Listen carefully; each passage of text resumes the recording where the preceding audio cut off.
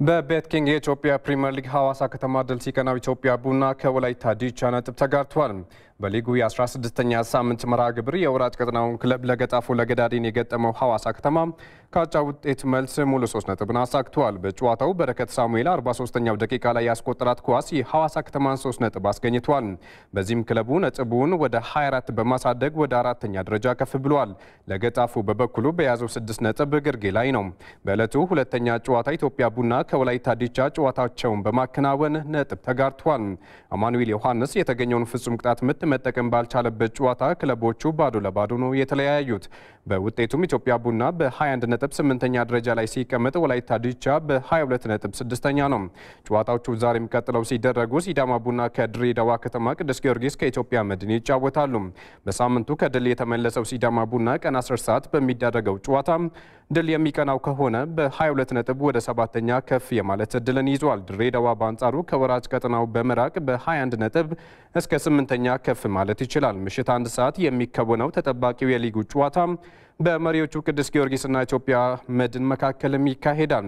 ሁለቱ ክለቦች በመጀመሪያው ሳምንት ባካሄዱት ጨዋታ ፈረሰኞቹ 7 ለባዶ ማሸነፋቸው ይታወሳል። ይሁንና ከዚህ ጨዋታ መልስ መድን ከፍተኛ መነቃቃትን በመፍጠር ሊጉን ለረጅም ጊዜ ሲመራም ቆይቷል። ዛሬ ምሽትም መድን መሪነቱን መልሶ ለመረከብ፣ ቅዱስ ጊዮርጊስ ደግሞ የነጥብ ልዩነቱን ለማስፋት የሚጫወቱ ይሆናል።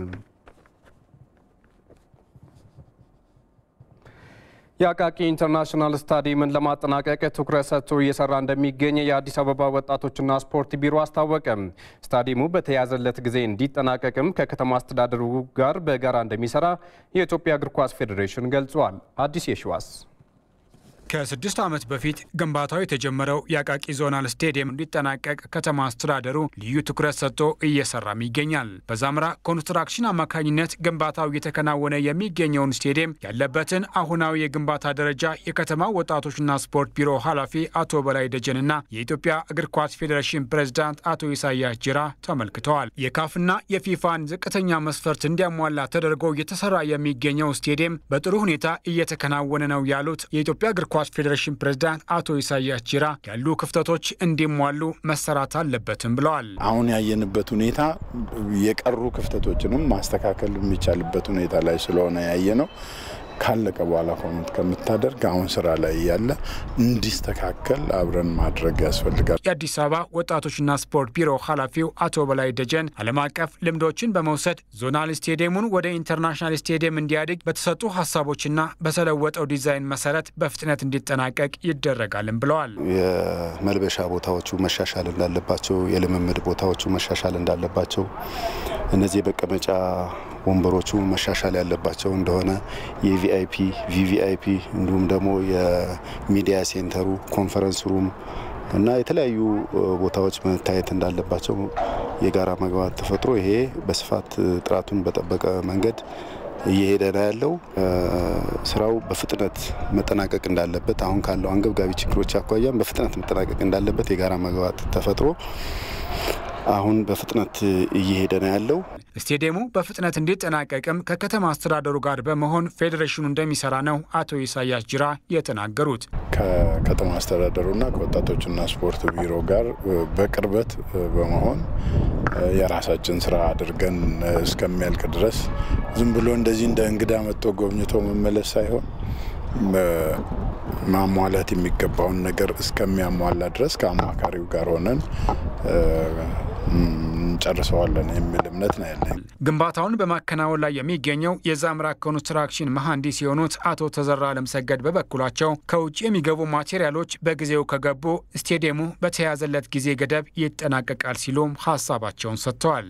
እኛ ይዙናል ብለን የምናስበው ይሄ ኮሪጌትድ እንትኑ ይሄ ካርቦኔት እንትኑ ከቨሩ ሩፍ ያለውን እሱ ያው ከውጭ ሀገር ስለሚመጣ የሱ ግብአት መምጣትና ያሱ ከመጣ በኋላ ግን ኖርማሊ ስራችን እንቅፋት የሚሆንብን ነገር አይሆንም። የአቃቂ ኢንተርናሽናል ስቴዲየም ግንባታና የሻምበል አበበ ቢቂላ ስቴዲየም እድሳት ተጠናቀው ሊጉና ሌሎች ውድድሮችን በከተማ አስተዳደሩ ለማድረግ ጥረት እየተደረገ እንደሚገኝ ነው ቢሮ ኃላፊው የገለጹት። በተቻለ መጠን በጥራትና በፍጥነት እንዲጠናቀቅ ልዩ ርብርብ እያደረግና ይሄን ደግሞ አድርገን ባጭሩ አስመርቀን ከከተማችን ውጭ ያለው ደርቢ የሚመለስበት ፕሪሚየር ሊግ ወደዚህ የሚመለስበትን ሁኔታ እናመቻቻለን። ይሄ ብቻ ሳይሆን የአበበ ቢቂላ ስቴዲየም ላይም ያሉ እና ያጋጠሙንን ችግሮች በተለይ እዚህ አርቲፊሻል ሳር ጋር ተያይዞ ያለ ችግር ነው። እሱም ወደ ለሱም ልዩ ትኩረት እየሰጠን ነው። ስፔሻሊ በዚህ አመት ሁለቱንም በተቻለ መጠን የኛም የቢሮአችንም የከተማ አስተዳደሩም ልዩ ትኩረት ሰጥተን እነዚህ ሁለት ሜዳዎች ላይ በፍጥነትና በጥራት አጠናቀን ወደ ስራ የምናስገባ ይሆናል ማለት ነው። የቀድሞ ኢንተርናሽናል ዳኛ ይድነቃቸው ዘውገ ወይም በቅጽል ስሙ ቦቸራ በደረሰበት የኩላሊት ህመም ወደ ውጭ ሀገር ሄዶ መታከም እንዳለበት ተነግሮታል። ወጪው ለመሸፈን ግን አዳጋች ስለሆነ የድጋፍ ጥሪም ቀርቧል። አንዱ አለም ቦታ አንተ በምንም አይነት ዳኛ አሰልጣኝ አትሆንም ዳኛ ትገባለህ ብለው አስገቡኝ። ሲያስገቡኝ እውነትም ተጫውቶ ማለፍ ለጥፋቶችና ለውቀቶች የተሻለ ነገር ስለሚሆን የተሻለ ሆኖ በጣም በአጣዳፊ ሁኔታ ትልቅ ደረጃ ደረስኩ። ወልደቱን በቀድሞ አጠራሯ ናዝሬት ያደረገው ከ40 ዓመታት በላይም በድሬዳዋ የኖረው ከእግር ኳስ ተጫዋችነት እስከ ኢንተርናሽናል ዳኛነት ብሎም የጨዋታ ኮሚሽነርነትና የዳኞች ኢንስትራክተርነት ደረጃ የደረሰው ይድነቃቸው ዘውገ በቅጽል ስሙ ቦቸራ ዳኝነትን የጀመረበትን አጋጣሚ ያወጋን ሐሳብ ነው። የወታደር ልጅ ነው። እርሱም ወታደር ሆኖ ኢትዮጵያን አገልግሏል። ከታንከኛ ታዳጊ ቡድን ያነሳ የእግር ኳስ ህይወቱ መቻል ዋሊያና ድሬዳዋ ህንጻ ድረስ ዘልቋል። አሰልጣኝ መሆን ህልም የነበረው ይድነቃቸው ሳያስበው ራሱን የጨዋታ ዳኛ ሆኖ አገኘው። የመጀመሪያው ፕሪሚየር ሊግ ሲጀመር ለልምድ ተብዬ ነው ከድሬዳዋ ሄድኩትኝ። ዳኝነት የጀመርኩበትና ሜዳ ላይ ገባሁበት ለመጀመሪያ ጊዜ አራተኛ ዳኛ ሆኜ ቡና ከባንክ ተመደብኩኝ እና ኪነ ነበር የሚያጫውተው። በአጋጣሚ ኪነ ቀረ። ሲቀር ጋች ቃኘው የሚባሉ አልቢትር ኮሚቴ ነበሩ። በምንም አይነት ይሄ ልጅ ራሱ ገብቶ ሄዳይ ሲፈልግ ያጨማልቀው አሉ። በእውነት ለመጀመሪያ ጊዜ በዛ ጨዋታ ስቴዲየም ገብቼ ባንክ ከቡና ምን የሚያክል ጨዋታ 0-0 ታላቅ የተደነኩበት እነ ደምሴ ዳምጤ ነፍሱን ይማር በቃ ትልቅ በአንድ ጊዜ ሰማይ ሰቅሎኝ ጥሉ ደረጃ ደርሼ በቃ ራሴን አወጣሁበት ማለት ይችላል ነው። እንዲህ እያለ የኢንተርናሽናል ዳኛነት ማዕረግን ካገኘ በኋላ ለቁጥር የበዙ የሀገር ውስጥ ጨዋታዎችን ከመምራት ባለፈ በ14 የአፍሪካ ሀገራት ተዟዙሮ ዳኝቷል። ይድነቃቸው ዘውገ በ35 ዓመታት የትዳር ዘመኑ 3 ልጆችን አፍርቶ ሙያውን አክብሮ ኑሮን እየገፋ ሳለ ሁለቱም ኩላሊቶችህ ደክመዋል የሚል መርዶ ሰማ።